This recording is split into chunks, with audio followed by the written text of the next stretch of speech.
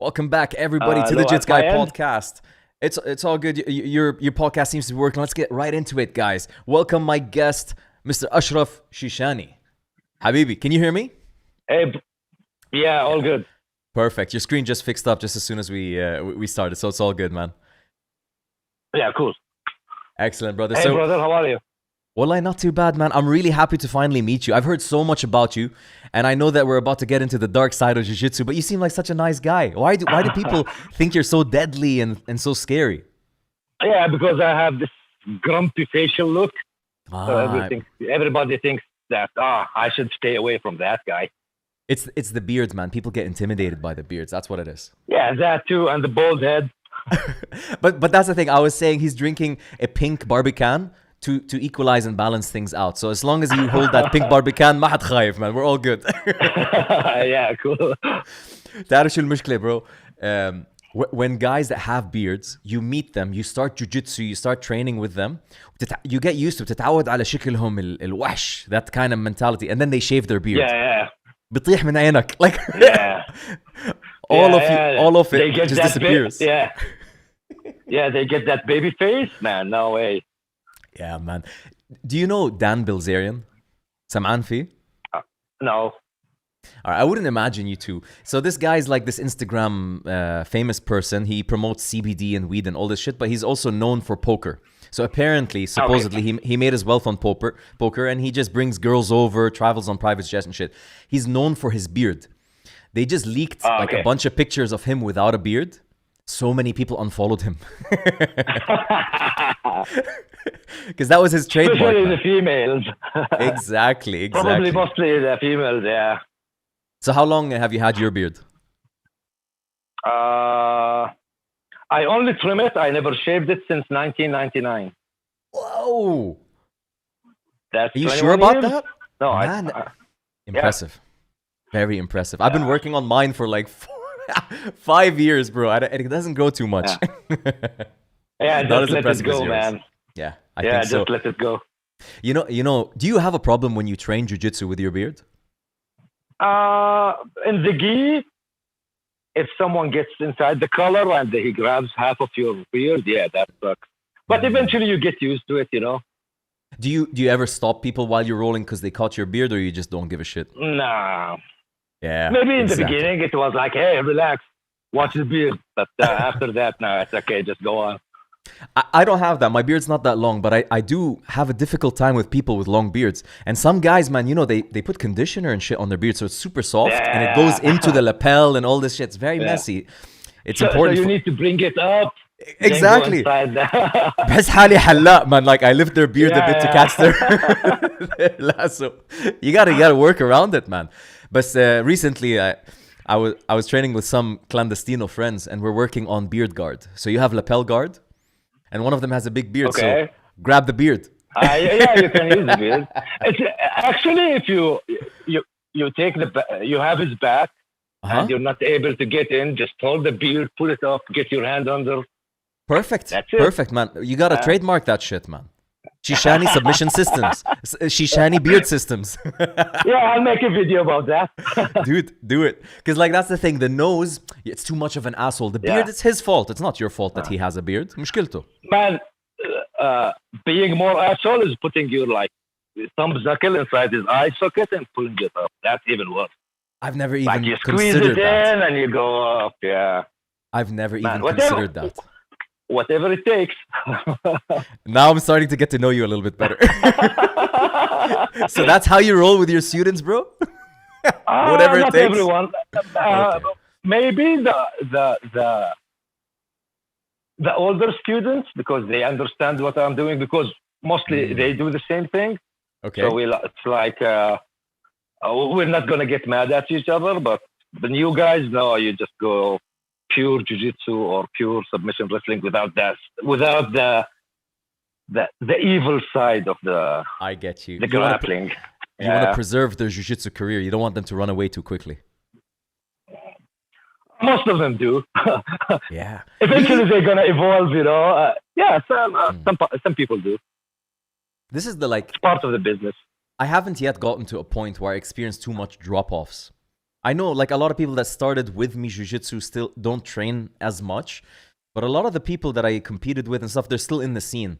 But I haven't gotten to a point where I teach people and I see them leaving. That must be difficult, right? To start teaching someone, investing time in him and all of this. Obviously, they're investing money in you, but I mean, as an instructor, how does it feel when a student stops showing up? Do you want to go to his house and pull him by the hair, or do you just let him be? No, man. Like, I'll call him. I'll check if anything happened in the gym. Maybe it was something from me. If it was something bad, I would apologize. Some people leave, go to other gyms, which is fine. But for me, like as you said, I'm selling a product, you know. Right. So in my opinion, this loyalty thing is like it's all about respect. He wants to leave. Listen, coach, I'm not evolving here. I have a problem with you. Whatever. Thanks for your time. I want to go to somewhere else. Be respectful. That's it. Yeah, just be respectful. So you're like a restaurant. You don't expect the guy to come eat every day in your restaurant, right? Exactly. If he enjoys your restaurant, he'll come eat every day, but he can go try other places. Yeah, 100%. Wouldn't it be interesting if the chef comes out to count his clients and make sure they're all there and then follow them? That's another way of looking at it, right? but look. If someone really wants to learn and wants to stick around, they'll always come.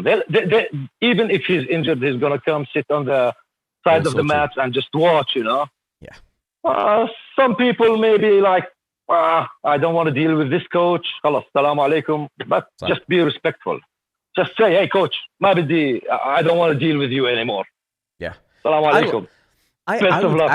I would prefer that, right? I would prefer somebody to the face to come up and say, I'm not enjoying it here. I'm going to go try it somewhere else. No hard feelings, rather than going somewhere else, because then you don't know what you did wrong to improve, right? Because the coach needs to improve just as much as the student.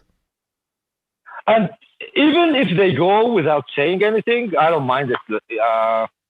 Okay. I'm not going to fight to why, what happened, blah, blah, blah, you know? Yeah. I was just thinking like as a note. Yeah, best of luck, but it's always good to be respectful. Like, hey, coach, I'm having some issues at your gym. I'm not evolving from the techniques you show, so I want to go somewhere else. Yeah, man, sure. Yeah. مع السلامة والله يوفقك. I get you. Somehow, Ashraf, I get the feeling that that's a difficult thing to believe, because the techniques you demonstrate and the videos that I've seen of you are very interesting. Like, they're the kind of videos that I stop scrolling to watch. You know, some videos, as soon as they start and what they do, like, okay, this is an internet technique. But what you're doing is not internet techniques. You can see some details in what you're doing that is like, shit, this will work if I try this. What makes you feel like you have an eye for these techniques? Is it your teaching? Is it your personality? What is it that you think makes you Ashraf Shishani? I think I have some, let's say, a few cells in my brain that are still working. Yeah, man, I imagine a lot. Sometimes I dream of techniques, you know. Ooh. And I just try them. If they work out like for 10 times while I'm rolling, I'll just shoot that. That's how much you know, when you and when you're depressed, you know, like you get that times like when you're low, and then all of a sudden this technique pops up in your head, and you just I think everything, dreaming, daydreaming, depression, being tired. You're always thinking about it. It's all there. Yeah. And the other thing is, like, as I got older and it's harder to keep up with these guys, the younger ones, they're like faster, stronger. So I improvise more than putting a plan like, oh, I'm going to do this, then this, then this, then this. No, I just improvise. If it's there, I'm going to go for it. If it's not, I'll try to figure out something else, you know? This is such an important topic, like the topic of, as you get older, how you have to adjust your game to deal with these younger athletic guys. It's no longer head to head. It's no longer pohada. Something has to change. Otherwise, you're going to get injured, right? Yeah, 100%. And I have lots of injuries. Everybody's dealing with it. Look, as you get older, I think if you get fatter, and have a bigger belly, Mm-hmm. you can have a better top game.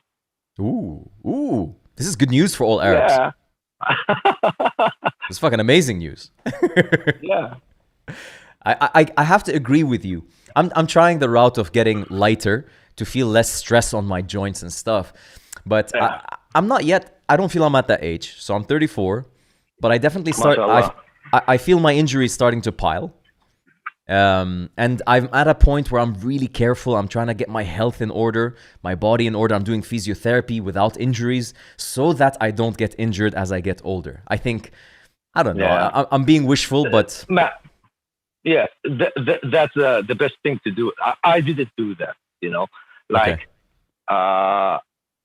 when I had my own gym at one time, and I was doing wrestling, I was doing boxing, I was doing jiu-jitsu rolling, I was sparring in MMA just to help the guys when they're preparing for a fight. Nice. And that's a lot of beating, like especially when you're doing this thing with those youngsters, and they're really strong, they're really fast.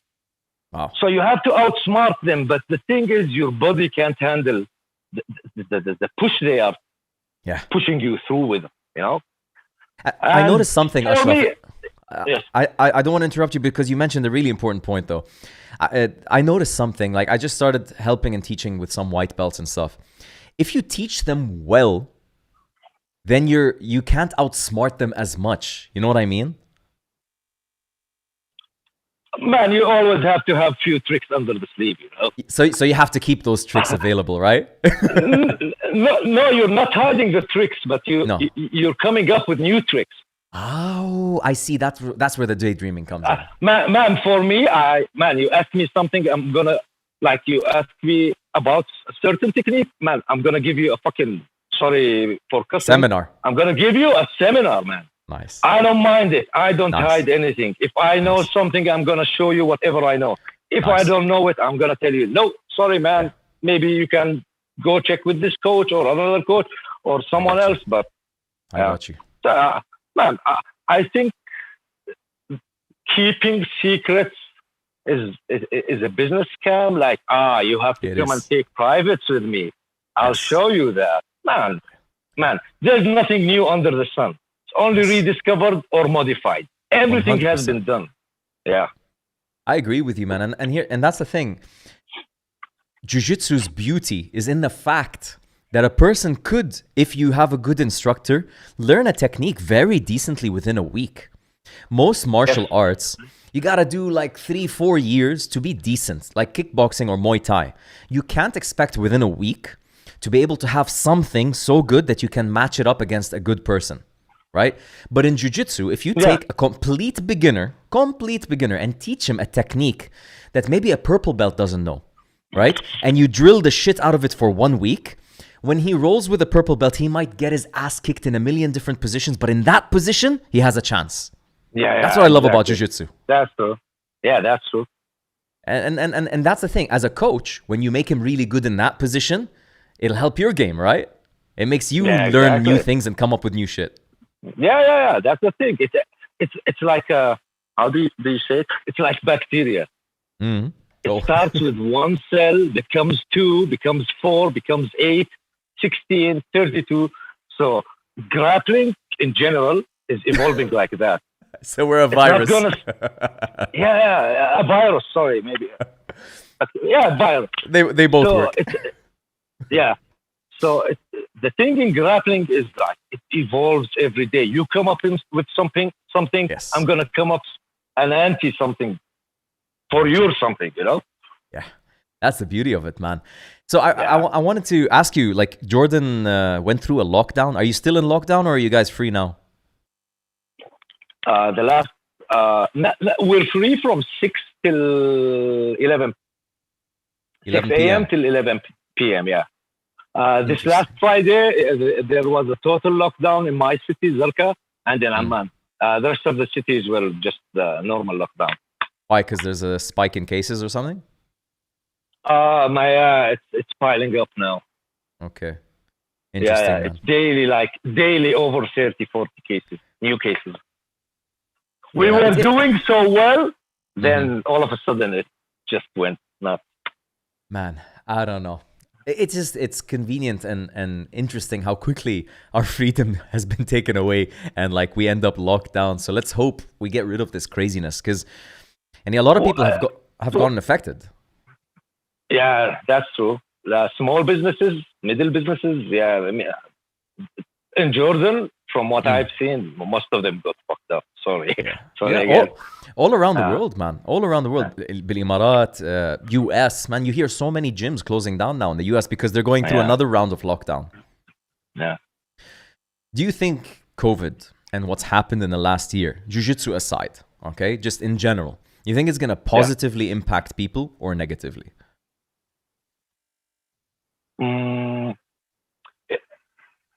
Thing is, like, most of people believe in conspiracy theories. Okay. So I think it's going to go negative because they're going to be everyone's going to be going against his government or that government or whatever. Distrust. So they will, there's no more trust. So I think that's the main bad thing. Besides the illness, man, that's going to be the thing. But on a personal level, do you feel like a lot more people are starting to look into their health in martial arts and stuff, or do you feel like people are going away? Because like this is the argument now. People started realizing that, oh no, my health is important, my immune system is important. Let me exercise, let me do this. You see, so many people started jogging, running, and building gyms in their homes. Exactly. Then you have the other side of the coin where people are too scared to interact with others. So where do you sit? When there was a total lockdown here, man, I was just enjoying my time in the garden.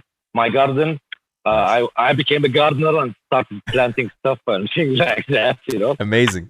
But training-wise, when my kid is here, I train with him, little boxing. Okay. Try to wrestle with him, teach him some heel hooks, things like that. Teach him I some am out heel of hooks. shape, but I am out of shape, but I didn't get fat. So I stayed as I am, I was expecting a lot of people to get fat in this pandemic, but not so many, man. Surprisingly, a lot more people got fit than fat during this lockdown. Not in my city. Jordan's different, bro. Jordan's different. You got that food, you got that hummus. Yeah. And the thing is, like, Zarqa is more a traditional city than Amman. Amman, like, is divided to two parts. West Amman, which is, like, modern and civilized, blah, blah, blah, buildings and shit like that. And there's the traditional part, which is East Amman. Zarqa is just like East Amman. Okay. So you don't find, like, jiu-jitsu gyms in East Amman. So, you got it? So how did it start for you? Like, you grew up in Zarqa. Yeah. So how I got introduced to jiu-jitsu, a friend of mine, his name is Tariq Hamkari. Okay. So he had like 3-4 CDs of the first, second, third UFCs, and he had the old Gracie instructional where the mats were green, if you remember, of Helion and Hoist. Yes. Before that, I watched some MMA fights. On VHS cassette, if you remember those. It was like it was a championship in Russia, and I wasn't like much interested in it. But when I saw the UFC, it was like, you understand English and things like that, so it became a bit more interesting. Then he had those Gracie instructionals. So me and my brothers, we built up some mats from cardboard. And we just started rolling at home. We only knew how to do straight ankle locks, some knee bars, some arm bars. No transitions, nothing. You just wrestle till you get a limp and you go for it. You started with footlocks? Yeah. Interesting. Most people would go mount, closed guard, side control. You guys went for... We didn't know shit about that. We just wrestled, we get a limp, you go for it. So then a friend of mine sends me... So a friend of mine knew that we were doing this thing at home. Okay. So he finds on the newspaper that there was a promotion for Brazilian Jiu Jitsu in Jordan. And I was like, what? There's Brazilian Jiu Jitsu in Jordan? Wow. And at that time, I think the Brazilian Jiu Jitsu was a committee under the Judo Federation. Wow. So I found the number, called the federation. They gave me Zaid's number. I called Zaid, told him, listen, hey, can I come by? He said, yeah, sure. Wow. I went the first class.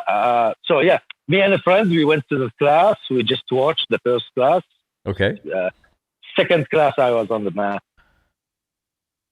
Unbelievable. And like, what year was this that you're talking about? Late 2004, I think, or early 2005. You know how we always complain, like, yeah, why don't we get this till the end? And we're always the last people to get it. But Jordan got it early for a change. Yeah. Like, هالشغلة الواحدة, you're looking for it. Usually the DVDs, the movies, all this shit comes late. Jiu-Jitsu came super early in Jordan, man, relative to other Middle East countries. Yeah. That's such a blessing, man. So when you started Jiu-Jitsu, you saw it for the first time. You had no wrestling background, no combat background? Yeah, just boxing. Boxing, okay, like casual boxing, or I did boxing when I was younger. I competed within the city I live in. Okay. I did fair enough. It wasn't that good. So I think knowing boxing, I think when you know a martial art and you get into another martial art, it becomes easier because you understand the sport mentality and how it goes and things like that. So yeah, it was sort of easy for me, and the things we learned at home before I joined the with your brothers. The gym. Did your brothers join with you, or was it just you? One of my brothers did, the other was too busy. Okay, and did he continue? He stopped after purple belt. Wow, he got to the purple belt. He stayed with me for a while. Then when you get married here, everything is fucked up. Yeah, man.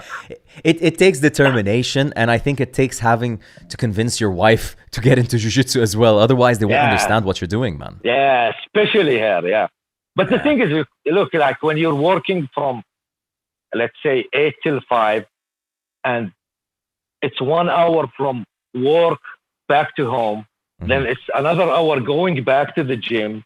So people get tired, get lazy, and things like that. Yeah, of course. And then that's the thing. We forget sometimes that not everybody's a competitor or an MMA fighter. Some people just do it because they enjoy it. Yeah, 100%. So and in my opinion, you can't force that for someone to be a competitor or a fighter or something like that. But you see a lot of people trying to. That's good. You push them forward, but I'm not going to make someone who doesn't want to do that. No, you need to fight, blah, blah, blah. No. Absolutely, man. Absolutely. And that's the thing. Like, it's a thin line between wanting to compete and not. Because if I go to a coach, that's just McDojo, right? As they call it in the US, where some of these jiu-jitsu gyms are opening as a business. They teach you jiu-jitsu, but it's very basic form. Nothing that gives you so much confidence. But I'm willing to bet, right, that if I was to walk into your gym when you're coaching, I'm going to learn a few things and be like, you don't see this very often. And I'm going to get some confidence in what you teach, that I want to see what it's like to put it against people. Because when your coach is really good and really detailed and technical, you feel like you're getting the original cocaine, not that fake stuff. You know what I mean? The real cocaine. So you're getting high on something really different, and you want to prove how good it is. You want to go and test what you can do against others. I think this is where that you're not pushing it. You're just showing such good jiu-jitsu. You make them so confident that let's go, man. I have nothing to be afraid of. Yeah, 100%. That's true. But you can't find that in the younger ones. The older ones, they just stick to, I just want to stay fit. Makes sense. Know how to defend myself. Makes sense. Lose some fat, things like that. But the younger ones, man. And the good thing in the younger ones is, like, if one of the guys doesn't want to compete and he sees all the other boys are competing, he wants to jump to the other boat. Yes. So they start to compete alone without even you pushing them, because he sees his friends are doing it. Very true. So you started learning jiu-jitsu with the guys. I'm guessing the gym. You live in Zarqa, and where were you going? You're going to Amman to train? Yeah, Amman. I was like changing 3 transports to get to the gym and 3 back home. Yeah. I didn't have a car always. My God. And in Jordan, So not having a yeah, car is not like London where you jump on the bus and you go. It's not easy. at that time it was okay. Now it's harder, yeah, but at that time it was okay. Okay. Now the traffic But is worse, you yeah, mean? yeah, Yeah. 10 times worse. Yeah. Man, this is the one problem, real problem I have with Amman. Every time I come, it's just insane traffic, and people have absolutely no concept of lanes, none whatsoever. No, no. So you're go-kart racing to Dawarat, yani. There's no system. Yeah, yeah. But I think Lebanon is even worse. Yeah, Lebanon is an Uh, interesting mix. Yeah. Man, the streets there are really, really bad. But Like here's the a traffic jam there. Like you walk every 50, 60 meters, there are two guys yelling at each other. Fuck you, why did you close, blah, blah, blah, blah. Fuck you, true, blah, blah, blah. true. But you know, Lebanon, Beirut, okay, let's say Beirut, it's so small that even if you're going slow, you're gonna get there eventually. Amman's pretty big. So when you're stuck Yeah, in a it is. traffic at Dawar al-Tamin and you need to get to Dawar al-Awwal, you're not a happy person. Yeah. Yeah, yeah, that's going to take a week. If you go walking, you probably get there faster than going with the car. Exactly, man. God forbid somebody has an emergency in that city, man. Yeah, But shit, man. I know And it, man. people, and man, like there would be an ambulance on the fucking road, and the sirens are going crazy, and this fucker wouldn't just go to the right to open the lane for the ambulance. I've seen that in front of my own two eyes. Like the ambulance is honking and stuff. The guy honks back, ish. It's like, what? Exactly. The concept is broken here. Nah, man. But that's part of the, let's say, the rush of being in Amman, especially in summer. Yeah. So I wanted to ask you. So you start training with these guys. You till what belt did you start bringing it back to Zarqa? Because like I feel like you immediately tried wanting to bring it back to your city and teaching people, right?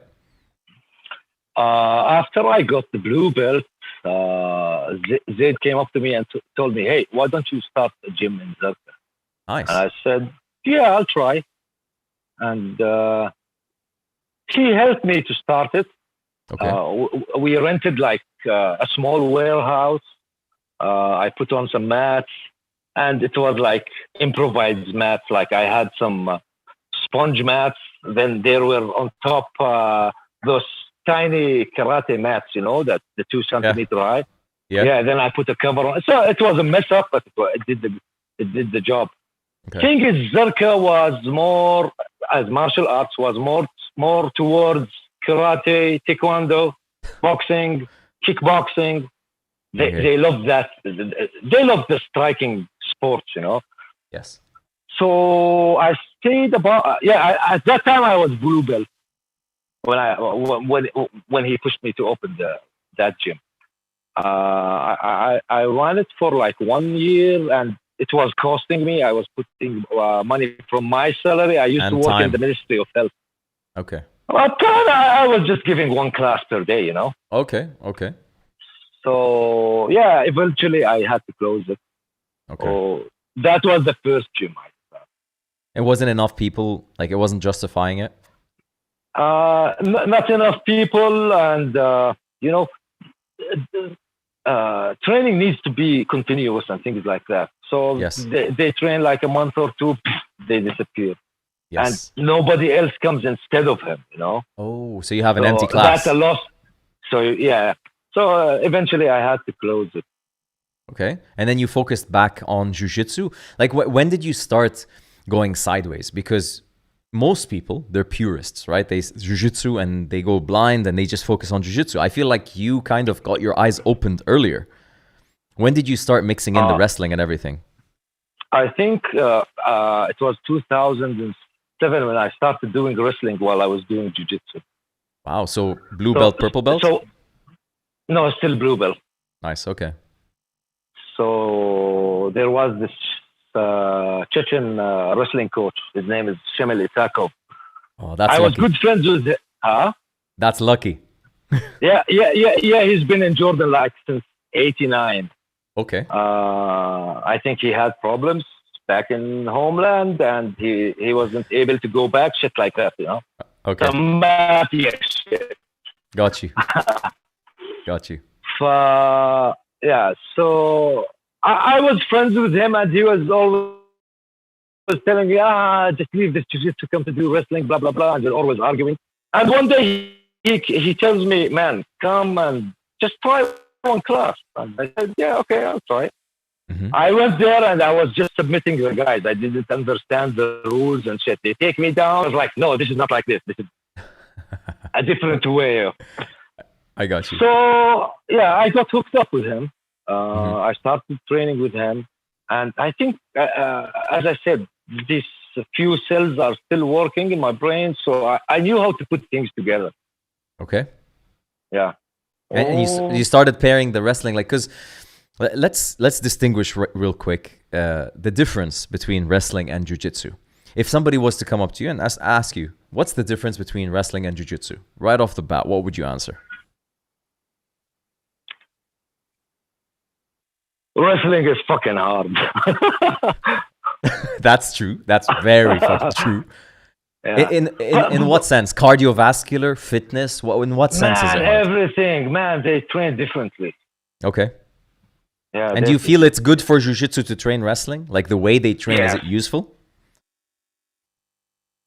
Man, you're going to be fucking stronger. You're going to have better cardio. You're going to have better conditioning. So why don't we do that in jiu-jitsu?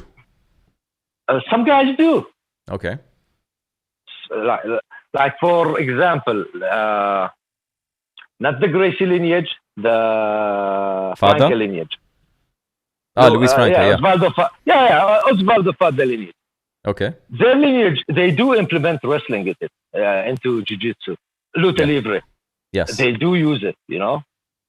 So most of the guys in Jordan were, no, we're just going to do pure jiu-jitsu. I get you. I saw there's like, man, this is going to change a lot of your jiu-jitsu game. Just get involved with wrestling. But at the beginning, it was like that. But eventually now people are doing wrestling too here in Jordan. With jiu-jitsu. It's interesting because, people are appreciating it now. But I feel like in Jordan, you had jiu-jitsu pure breed jiu-jitsu. And then you had the judo background guys that got into jiu-jitsu. But you went in an interesting route. You went jiu-jitsu, then wrestling, then catch wrestling? I got introduced to catch wrestling by the same coach, Shemel Isako. He didn't call it catch wrestling. Okay. He speaks only Chechen. So he used to tell me stories about carnival wrestlers, circus wrestlers back in the 1800s and early 1900s. In Chechnya? All over Russia, all over Europe. Okay. So he kept talking about it, and man, he used to do some weird ass shit, neck cranks on me, and some weird ass spine cranks on me, twisting my knees in a really, really bad way, you know?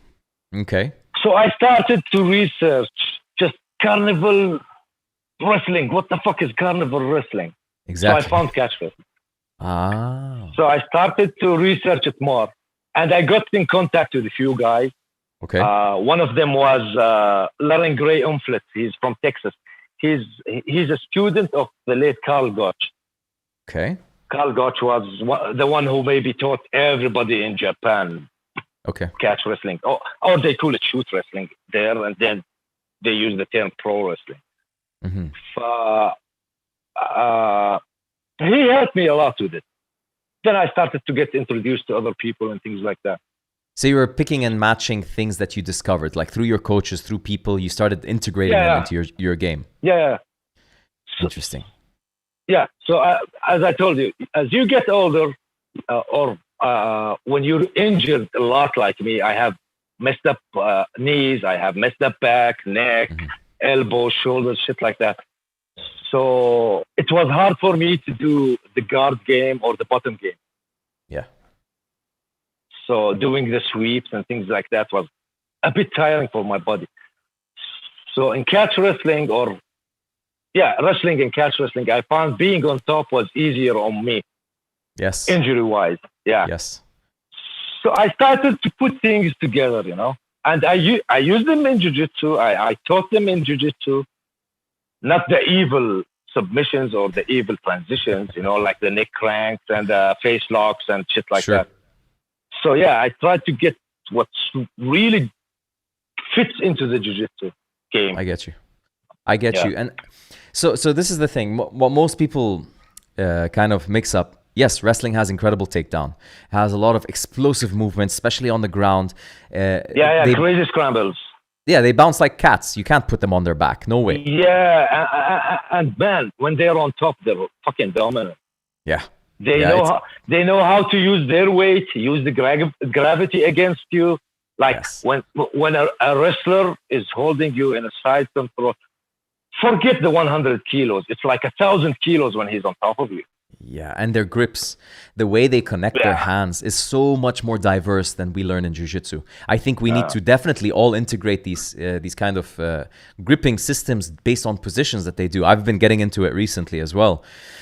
I think the main difference between jiu-jitsu and BJJ, and correct me if I'm wrong, is the objective. In jiu-jitsu, your objective is to tap them out. In wrestling, not catch wrestling, it was, bravo, yes, I agree. It was. Yeah.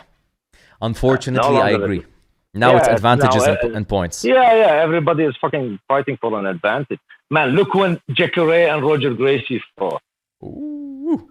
Look the days when Terere fought. Yeah. Eduardo Teles. Man, those were like fucking fighting, you know? You know, you're so right, because the excuse for the system that we have now is that it's more entertaining. But man, back then was crazy entertaining. It was wars. It wasn't jiu-jitsu. Man, what's entertaining than, like for example, I am someone who doesn't know anything about grappling. Yeah. I watch a jiu-jitsu match, black belt. 10 minutes of what's entertaining in there? Yeah, that hurts. Yeah.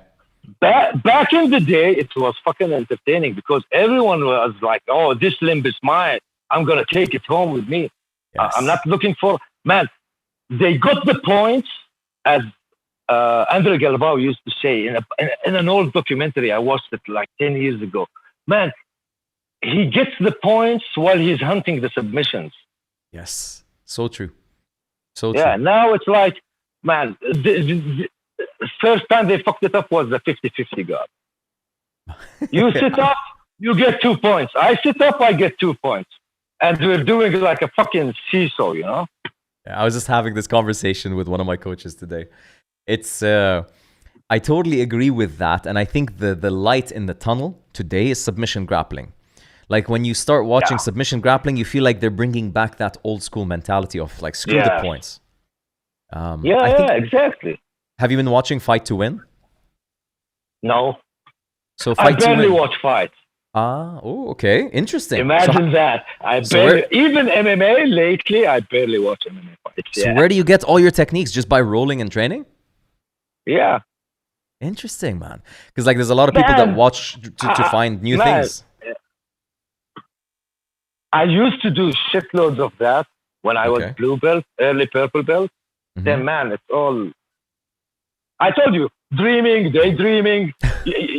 Man, you see a white belt doing some crazy shit, and it's an intro for a new technique. You know, it's not new. It's already been done, but maybe forgotten in time. You know. Yeah, and it opens up something in your brain to consider it. Yeah, exactly. When did you find your own path? Like, you think blue belt, you found your own path in jiu-jitsu, or was it later? No, purple belt. Okay. And that was what? Footlock, submission, grappling? What was that path? Man, what did it look like? Neck cranks, face locks. Oh, no. Elbows into the fucking hip and the shoulder. Like Tariq told you when he did the podcast with you. Yeah, that dirty shit, you know? That's what I've been hearing, man, about you from Tariq and from other people. Like, he's the source. He's where you get that dark magic. Man, I'm going to go to hell then. Man, that's the thing. You might go to hell or you might go to heaven because you're going to save a lot of people some hardship. Because the thing is, like, look, jiu-jitsu went... Yeah, man. People went through this phase where it's like, oh, footlocks are for pussies. Don't neck crank because that's rude. All this stuff. Now, look today. Why is it rude? Why is it rude? Okay, well, the footlocks, I know the history. The footlocks was popularized as a weak move because the Gracies were first defeated by footlocks by the Osvaldo Fada guys. Exactly. Yeah, exactly. So they started calling them zapateros, shoe cleaners and shoemen. And since then, it was looked at as like, you don't know how to fight jiu-jitsu if you have to go for his feet. So it went for like 40, 50 years of people not training leg locks. Maybe not the jiu-jitsu guys, but the others were training. Luta libre, catch wrestlers, sure. Yeah, catch wrestlers.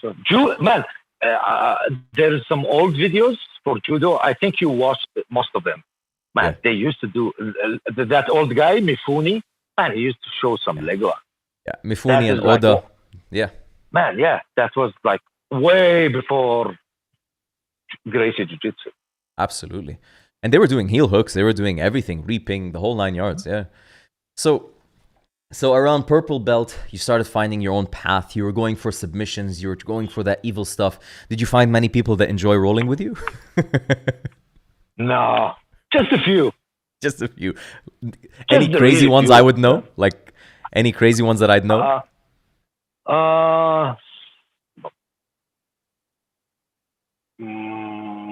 I think Tariq, man, maybe I didn't train much with Tariq, but we had this same mentality, and he was like understanding what I do, and I understand what he does, and things like that.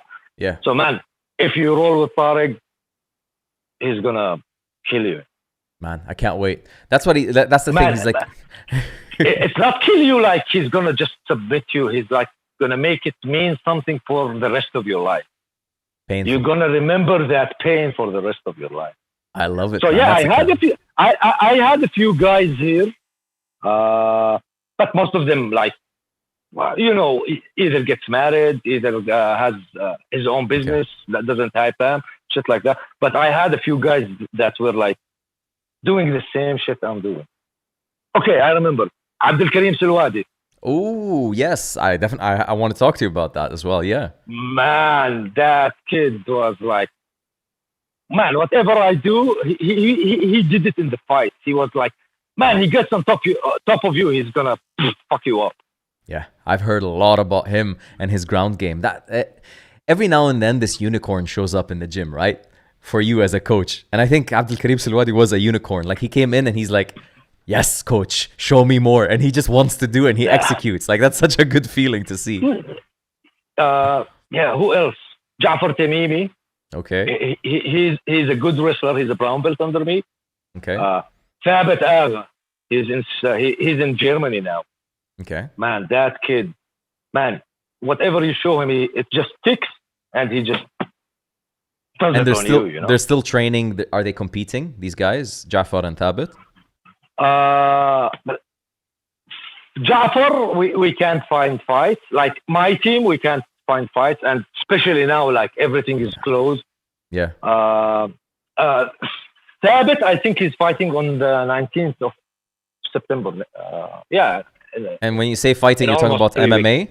MMA or Jiu-Jitsu? MMA, yeah. Okay. Yeah, MMA. I think this is gonna change because, like, you see the landscape of MMA in the Middle East is changing. Now you have a lot more promotions, and the UFC has its eye on the region a bit more. So people, when money starts being made, when people smell money in the air, that's usually a good sign for the fighters, because all these companies that want to manage fighters start showing up. Conor McGregor's what's that company called? The one that manages Conor McGregor. They just opened up in Dubai. Oh, really? Damn it! He's an Arabic guy that manages Conor McGregor.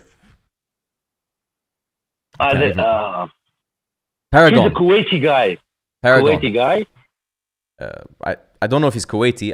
I think he's either Iraqi or Egyptian, but it's called Paragon. Okay.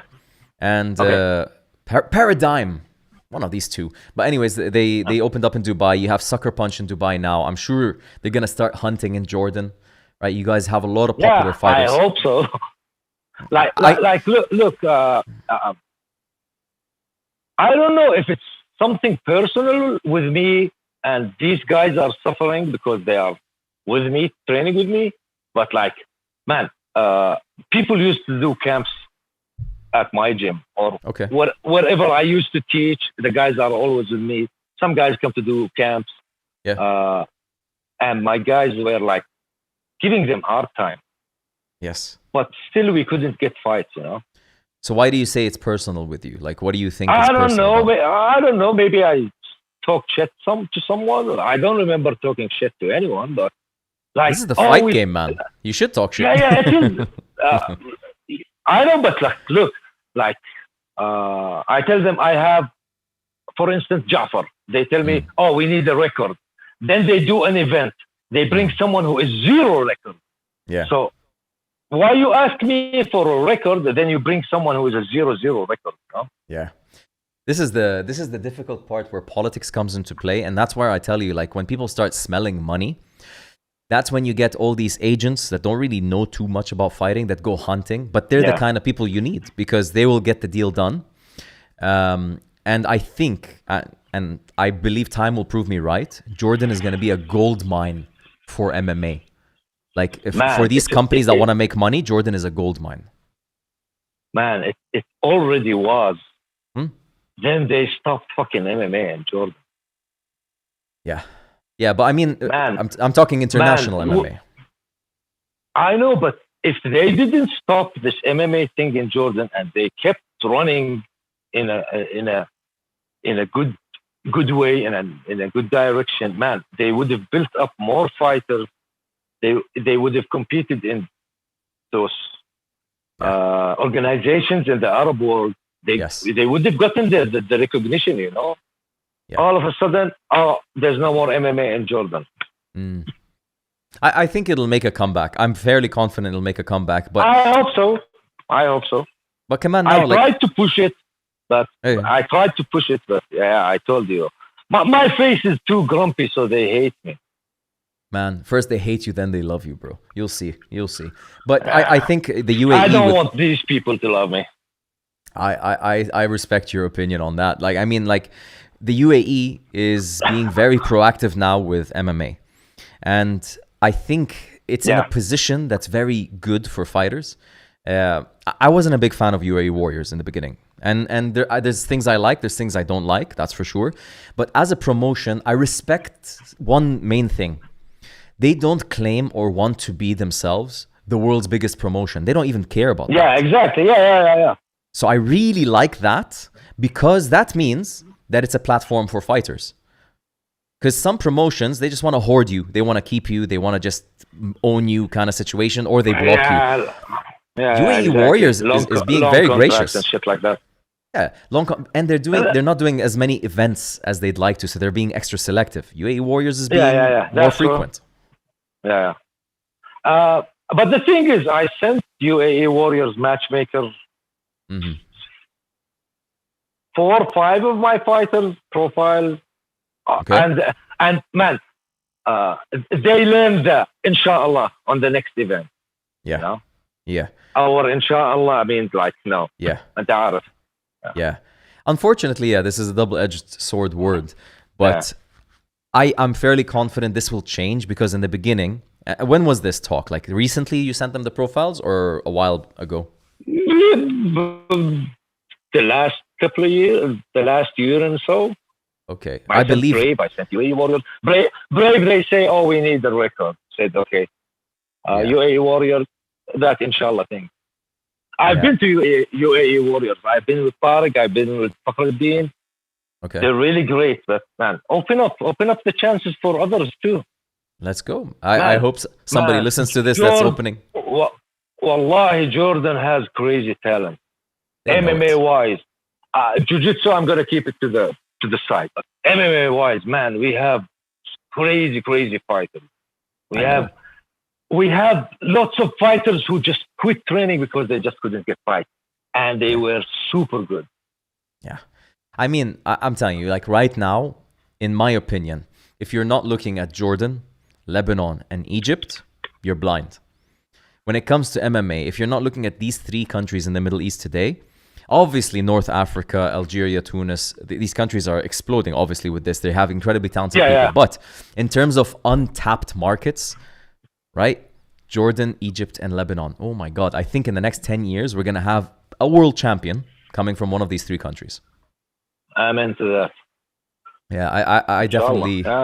I'm excited, dude. Between Jiu Jitsu and all the Muay Thai, it's bound to happen. And listen, man, we have really good MMA coaches here. Mm-hmm. Even I mean, in the Arab world, like Yes. you can build up a fighter who is 100% trained locally, and he can compete at the highest levels. Here's the thing, Ashraf. I don't have to go to the States to do a camp. I don't have to go to Europe or whatever it is. We can do it here. We have all the ingredients, man. I think so. It definitely helps testing yourself against current UFC level fighters. It makes a difference. It shows you where you need to be. But I think for fighters, and correct me if I'm wrong, it's difficult to find a fighter living a comfortable life. You have to find fighters living some sort of difficulty. You agree? No, you can have people who are comfortable, but yeah, most of them, yeah, they're living through difficulties. Yeah, because a person who's comfortable financially. Man, comfortable financially. I'm going to tell you, like, Mairbek Taysumov, he's comfortable financially, but he fucking loves to fight.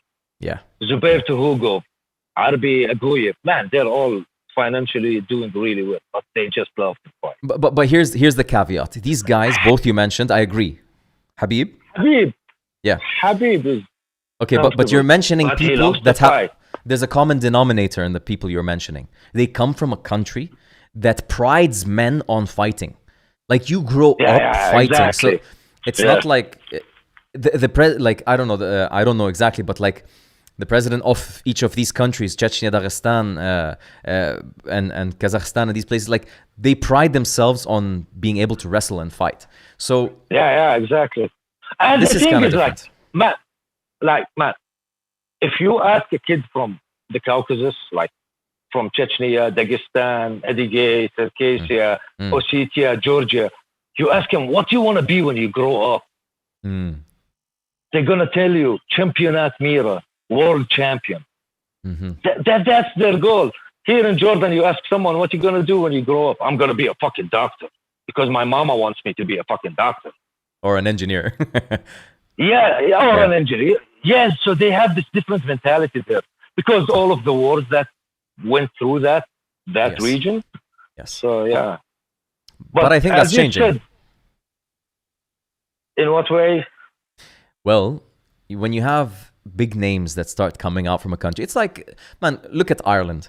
I went to Ireland in 2013 for nothing to do with martial arts. I was a white belt then. But I went to Ireland. I went to North Ireland and I went to Ireland. And I could barely find jiu-jitsu. It was just like the highest level in any gym was a blue belt. Okay? Damn. Sure, there was straight blast gym. But it was like closed behind the scene where John Kavanagh was teaching people. But I mean, in general, in Ireland, especially North Ireland, nothing. Then Conor McGregor comes up, right? And he starts his parade.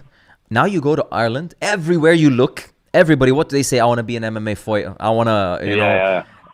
This is how it works. So like in the Arab world, remember Prince Nassim? Yeah. Yeah, how many fighters in the Middle East, the Yemeni guys, how many boxers in the Middle East came up just because of him? Hundreds. Yeah, exactly. That's true. Yeah, me. We need one explosive name. That one, yeah. You know, like I believe, for example, Abdul Karim Silwadi. All right. But we have those. We have those in the Arab world. We do. But it's not yet mainstream. This is where I'm trying to have an impact, to be honest with you, Ashraf, is what we lack is media in our region. Like we're waiting for the Americans and the British to talk about us. I mean, let's us talk about us. Let's us talk to each other. And like, cause there's many people that should know you by now that maybe don't. And by watching this, maybe they live in Jordan. They'll be like, damn, dude, we have this guy with catch and wrestling and all this. Where has he been my whole life? And I've seen it happen in a lot of the podcasts. Man, they know me and they just avoid me. And if they avoid you, I bet you after this podcast they won't. Because you're a down-to-earth guy. You're very smart. You're very well-spoken. Yes, you're tough, but you're a fucking fighter. we don't expect you to be. Yeah, that's the thing. Like, don't judge a book before reading it just from the cover, you know. I have this grumpy facial expression, you know. Man, I'm old. I need to look grumpy. But Yes. man, if you're cool with me, I'm gonna be cool with you. I make fun. I joke around. Man, I wanted to start this show by taking over your podcast and saying that you're my guest and that you are so excited to be talking to me. The hair on the back of your neck is standing in respect. I hear Jordanian Kale, Jordanian Kale Sonnen. Kale Sonnen all the way. Kale P Sonnen. P is for undefeated and disputed. You really love the guy, don't you? Man, yeah, man. I watched this fight. Let's put the show he does on the side. He knows how to fight. He knows how to wrestle. He knows how to combine shit. Forget the losses to the jiu-jitsu guys. He always gets guillotined and triangled. I know. Okay. But, man, the transitions he does when he's passing the half guard, when he's passing the guard, when he's closing the distance. Man, there's so much to learn there. That's why I love his style. That's why I love Team Quest, which is Tim Linland, Randy Couture, Chael Sonnen. They have this fucking wrestler's mentality. I'm going to come into you, dare to box you, put you down, fucking grind you till submission or for a TKO. Yeah. And I definitely love with Kale is that he was one of the first fighters before Conor McGregor, long before Conor McGregor, that had a way to get into your opponent's brain. He was very good with his words, and he used to torture his opponents. It was beautiful. Yeah. He started the whole thing. And the blueprint he put, no one still got to that point. They're still trying. Man, like Conor McGregor, Colby Covington, they're still trying, but not the level of Chael Sonnen. I totally agree with that. I totally agree with you. Let's change gears a little bit because I want to talk to you about Shishani submission systems, and I want to understand what you're doing now. So now, what is this gym? Is this your gym? What is this gym that you're training in? So back in 2013, yeah. Too much bullshit going between teams in Jordan. Yes, I've heard. I still hear. Yeah, it's gonna stay there always. I don't believe so. Anyways, but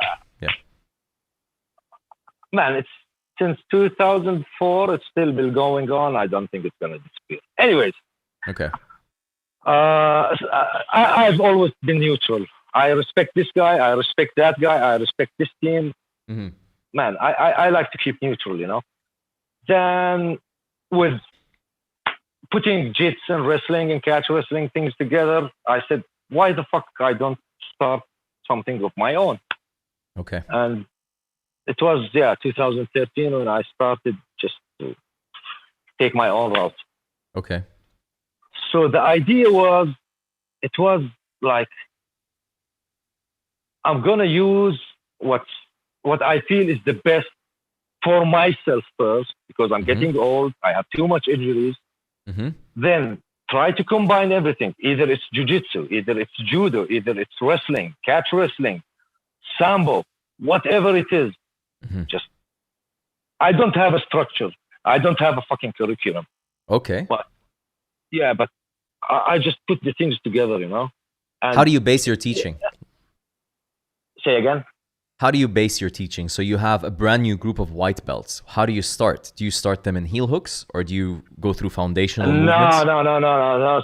So if I'm teaching jiu-jitsu, it's going to be pure jiu-jitsu. Okay. But if we're going to go to the no-gi and submission wrestling thing, of course I'm not going to teach them heel hooks from the beginning, but eventually they're going to get there. So you separate them. You have a submission wrestling class? Yeah. Is it called submission wrestling, or is it called something else in your gym? Well, yeah, we call it no-gi submission wrestling, but whatever it is. So Sunday and Tuesday I do the gi thing. Thursday is the sub wrestling thing, and I teach it in MMA. Okay. So if for instance we have a 3 days for MMA, I divide the classes like 1 day is striking and takedowns. The second day is more towards grappling, ground and pound, and those but those painful submissions. Okay. And the last day is to do sparring, you know. I see. And But sorry, but yeah. even in jiu-jitsu, like I'm not just like side control. I'm gonna show it a bit different than what's always been taught in gyms. You know, like Okay. I'm gonna push this a bit of wrestling into it and catch wrestling into it. I So see. you get heavier, you get more leverage when you're trying to move, things like that. Like at one time when I was really fit and things like that, if I have you in side control, I could, with the shoulder, if I do the shoulder pressure on your face, I could have made you tap. Yeah. I could use my weight in a really, really good way. So I teach those things too. I see. This is what makes all the difference, because you have the position, right?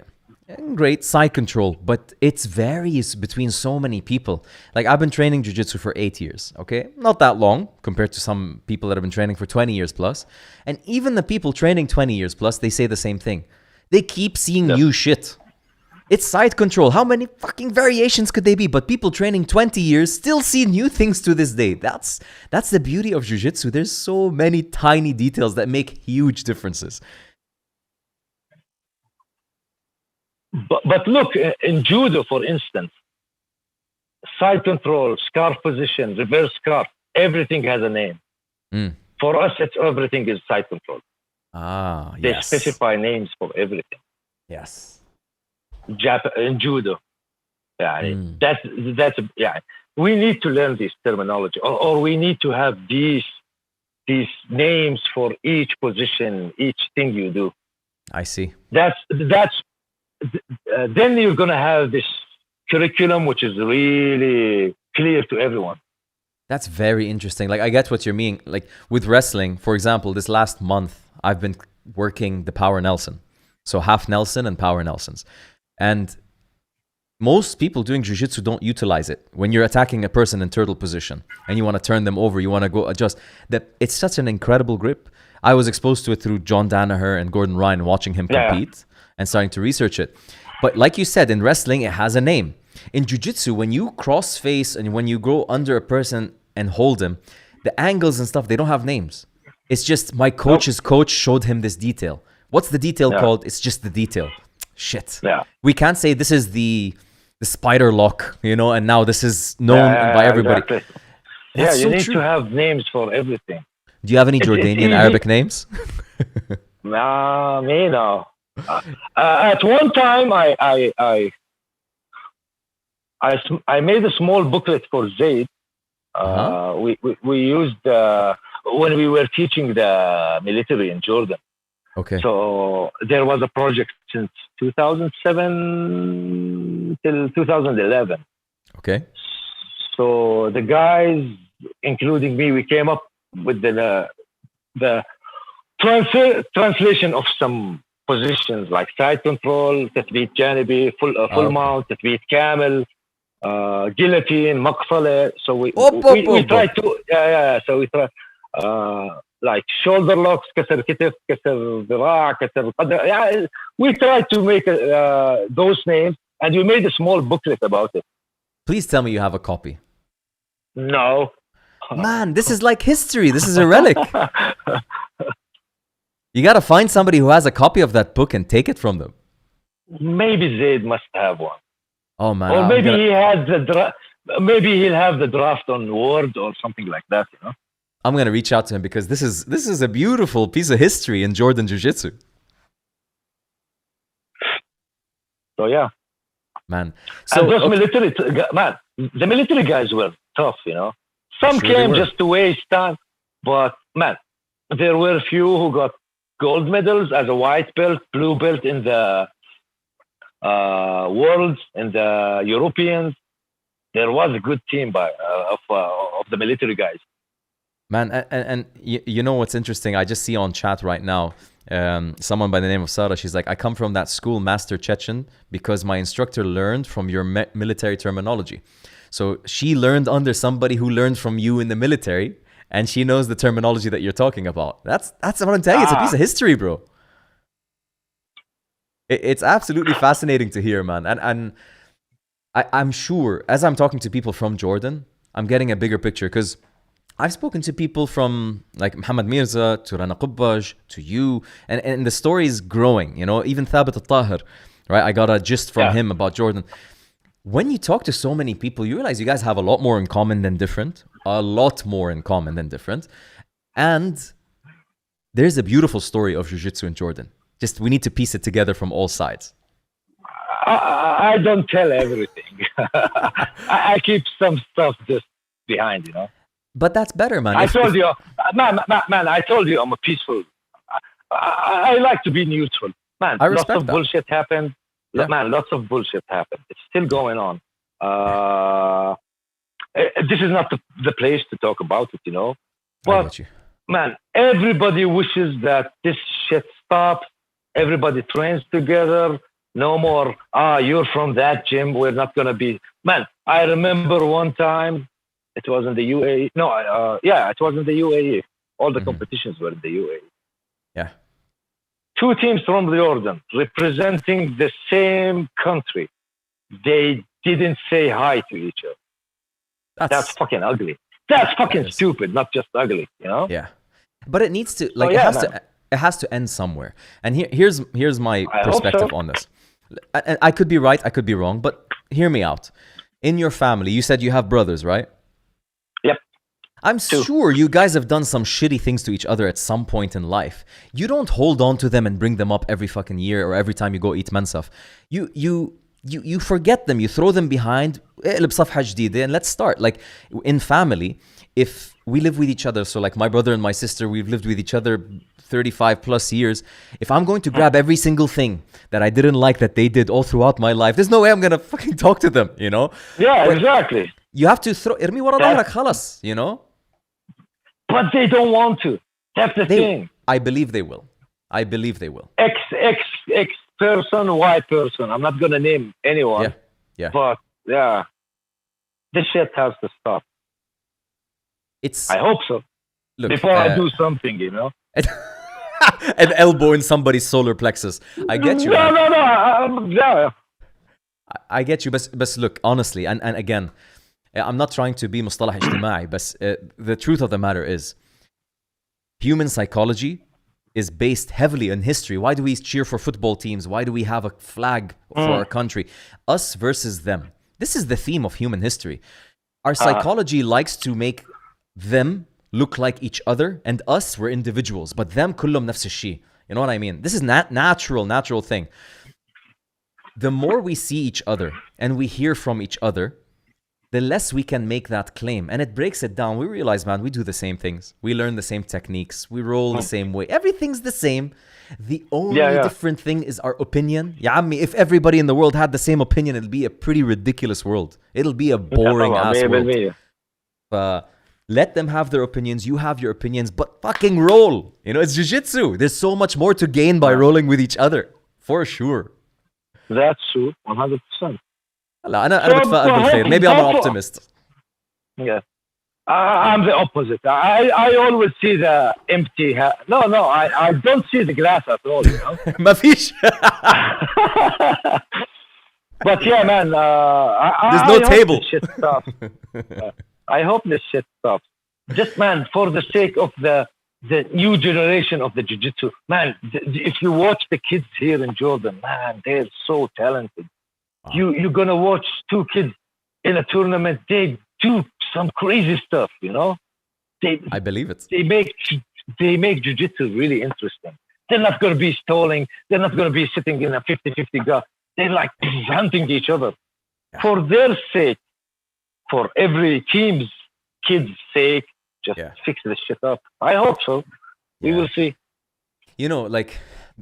I believe, and this is my hypothesis, right? And I'm not part of the Jordanian Jiu-Jitsu community. I don't know the inner workings. I'm sure everybody's got their justifications for what they feel. You're lucky. You're lucky you don't know that shit.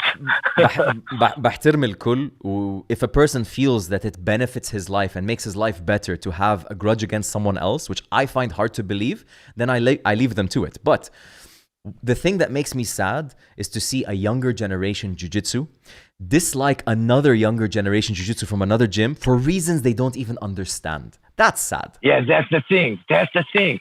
That's You're sad. just doing this. These two kids didn't do anything to each other, right?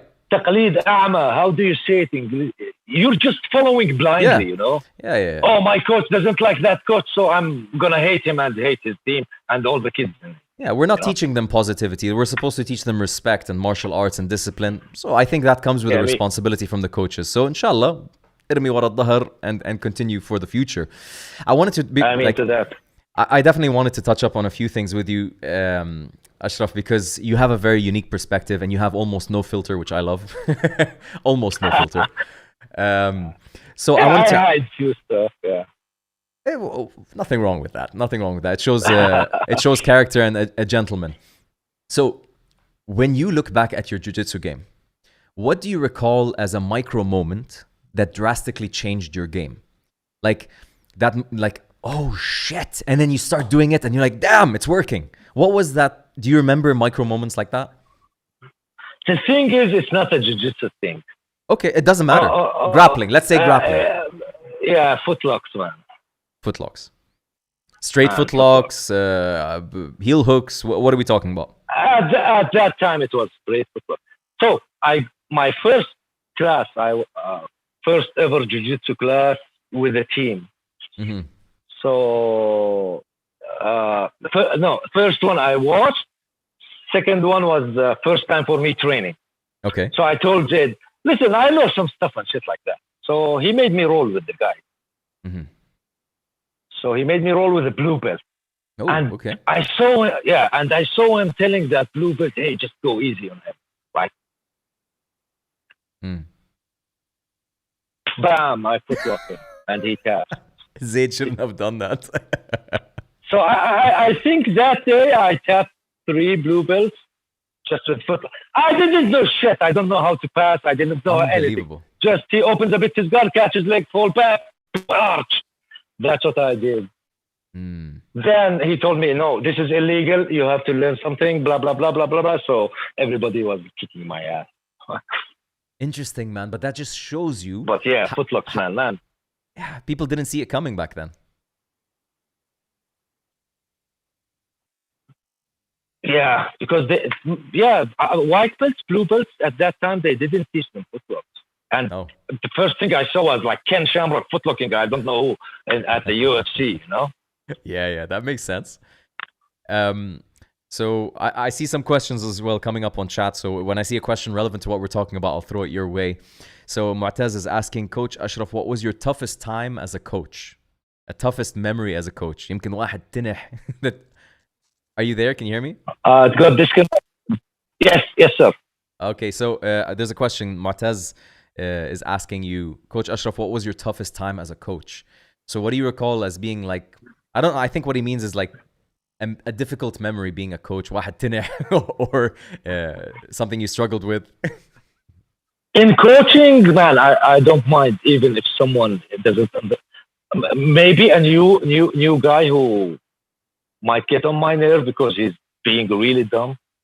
But did anybody ever challenge you? In Zarqa, it happened a few times. Why Zarqa? The people didn't accept that it's an effective martial art? Sort of, yeah. So I think one guy, he used to be a karate guy. I was teaching at a gym, which was a karate gym at one time after I closed my gym. So yeah, there was this karate black belt, and I knee barred him, and I think I fucked up his knee, and he no longer does karate, and I really regret it, you know. But yeah, you saved him from a life of karate disappointment. Man, it's everyone to whatever he wants to do. But man, the worst moments in coaching is when a fighter loses. Man, that's hard on me as much as it's hard on them.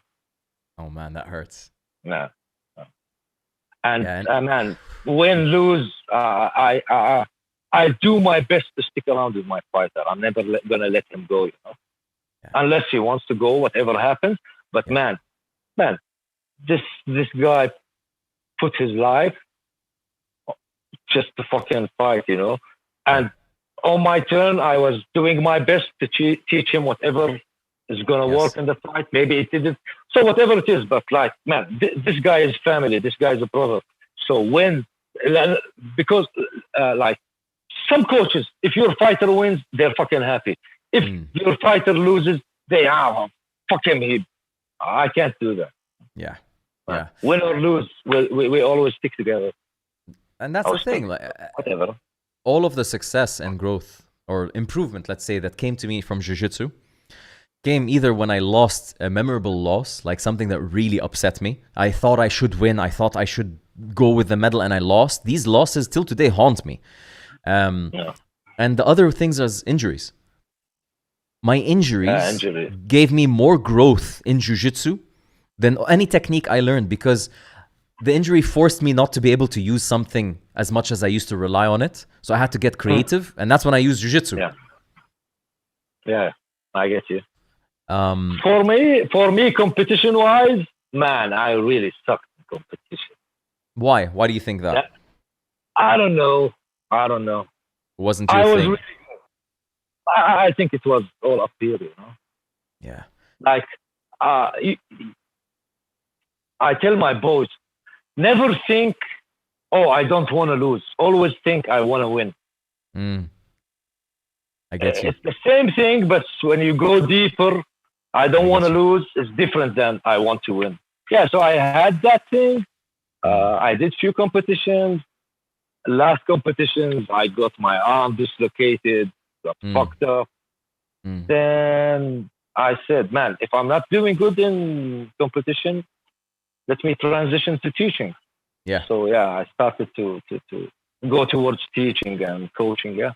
So there's this saying in jiu-jitsu: sometimes the great competitor is not always the great coach, and vice versa. The great coach is not always a great competitor.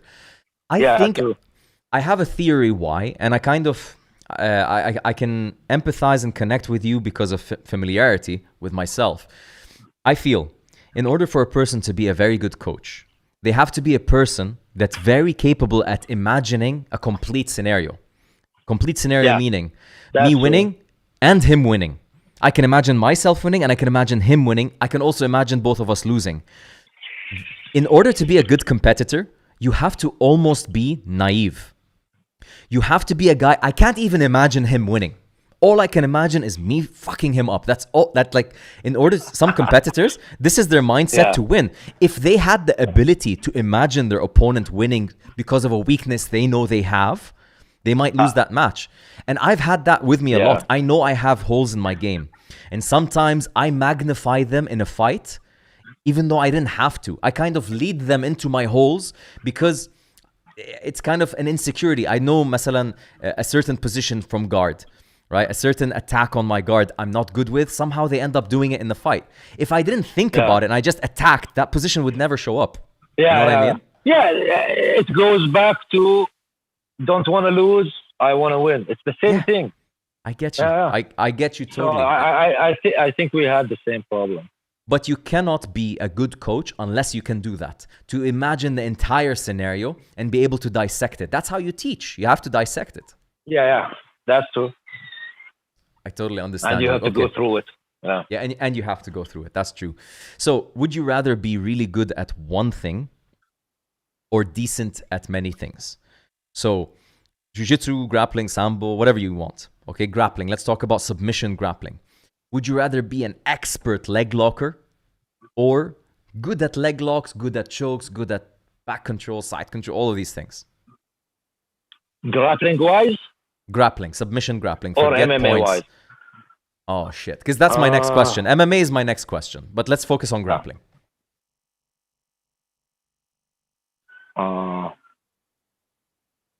I prefer to be good at everything, but like leg locks, I would like to be on the top level, Yeah, man, as Danaher says, like, people neglect the 50%. They just attack the top 50% and they neglect the bottom 50%. And from the beginning, I used to enjoy the leg lock thing, Like, people don't understand what's happening. You leg lock him, he defends, it pops out. It pops out all of a sudden, like your knee, you'll heal. A bass routing from an inverted heel hook. He broke someone's shin. He shattered the shin like this. So there's some beauty in this brutality. I understand. That fucking rhyme. We should write it down. Yeah. There is definitely beauty in the brutality. You didn't get it. I did, bro. Yeah. But listen, here's the thing. You know how you said, John Danaher says, why would you ignore 50% of the body? And you're referring to people focusing on the upper body, ignoring the lower body, right? Yes. What's happening today is people are ignoring 50% of the body again because they're focusing on the legs. They're leaving the upper body. So we're doing it again. On the leg locks, yeah. So listen. So that's the difference in catch wrestling than other things. Okay. They chain. So they start from the leg. They go to the knee. They're going to do a fucking hip lock on you. Then they're going to do, they chain it. So they're not ignoring anything. I see. Start from I like the that. foot. Yeah. So that mentality is really amazing. I was fascinated when I saw you teaching Alexander Volkanovski a hip lock, if I'm not mistaken, right? Yeah. It's a hip lock. It looked like an Americana with the hip. So, and there's many variations of that, you know. Oh shit, man! It's terrifying. Like when I saw that video, and I shared it with my coaches. They're like, I wouldn't want to get caught in that, man. That looks painful. It's something we're not used to seeing, which is why I think it's interesting if this starts integrating into jiu-jitsu again, or not again, new.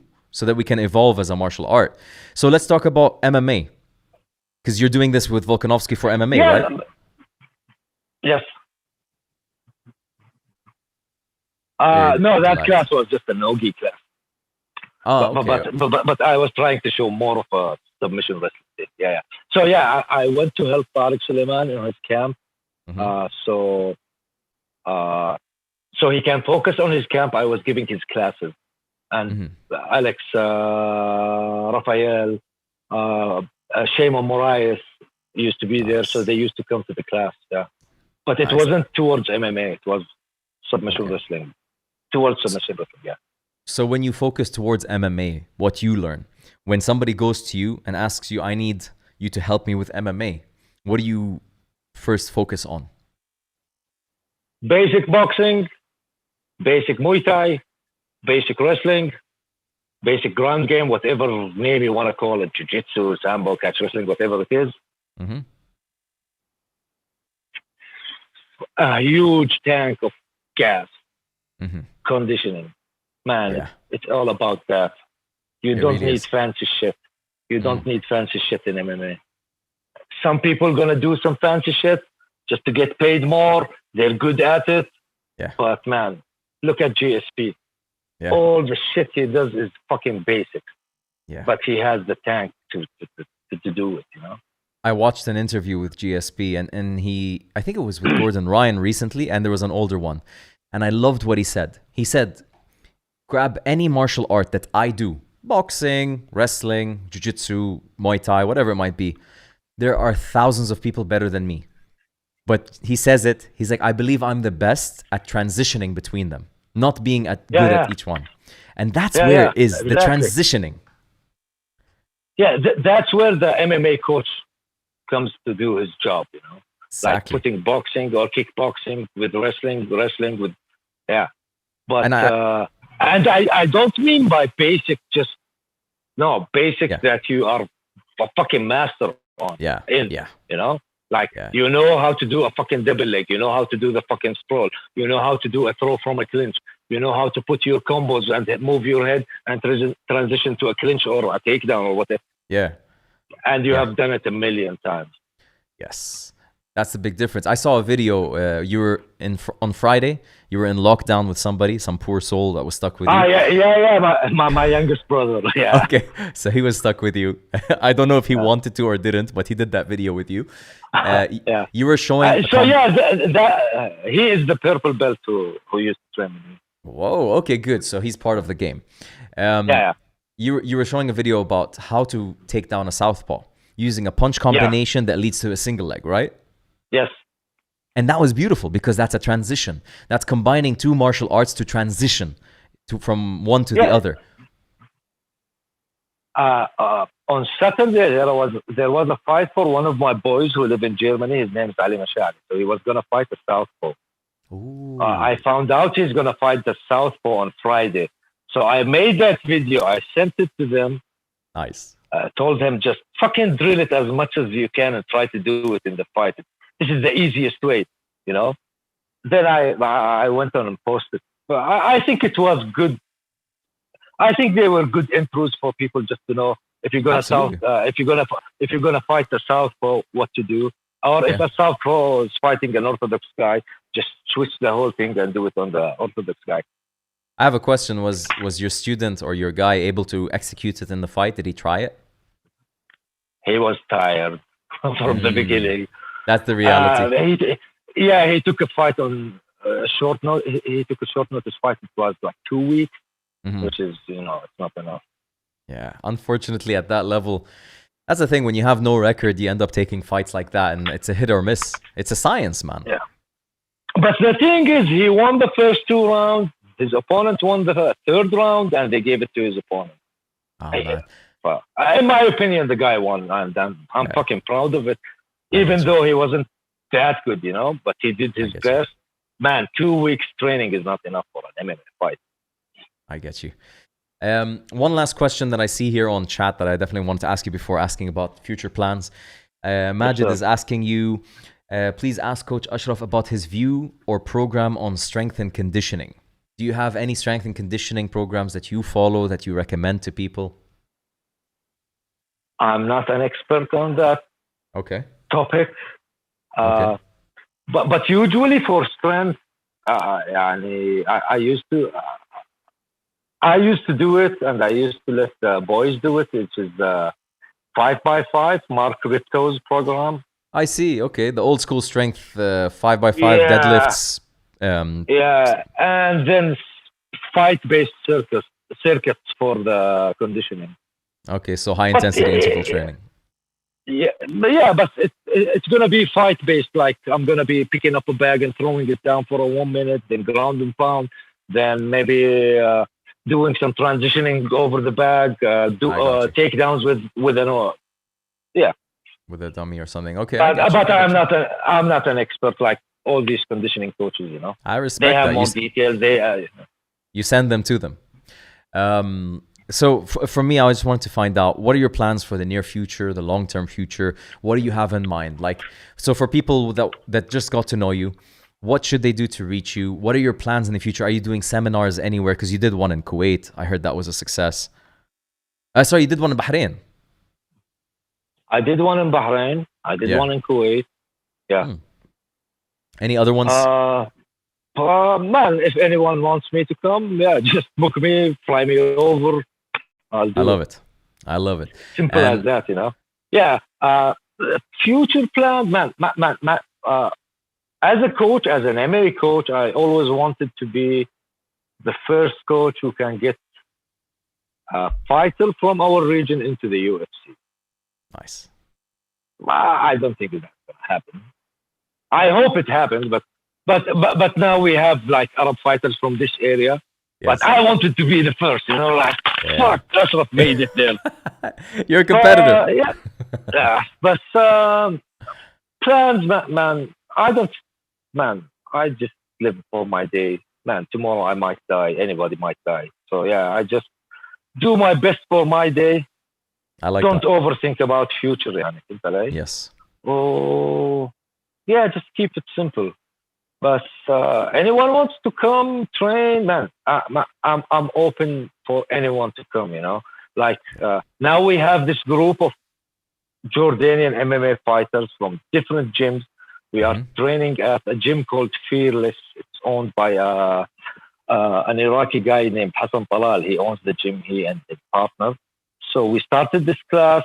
We're bringing everyone from different gyms. We're all training together, just 3 days a week, trying to help each other, evolve the game, evolve the level of MMA in Jordan. I like that. No hard feelings. Everyone is a friend. I like that. Yeah. Man, that sounds. I can't wait till this whole weird few months we're living through pass by and this pandemic ends, because I miss Jordan. Inshallah. I haven't been there in a long time. I have a lot of people to meet now, and I can't wait. I promise you, the next time I'm in Jordan, I'm coming to your gym. I have to see what you're doing. I have to learn what you're doing. I need to integrate it. Man, you're gonna come to my house. You're gonna eat some Chechen food. Oh, Then we'll think I'd about love training to. and shit like that. I've never eaten Chechen food, man. Yeah, you'll enjoy it. Okay. Is it like what, lamb based mostly?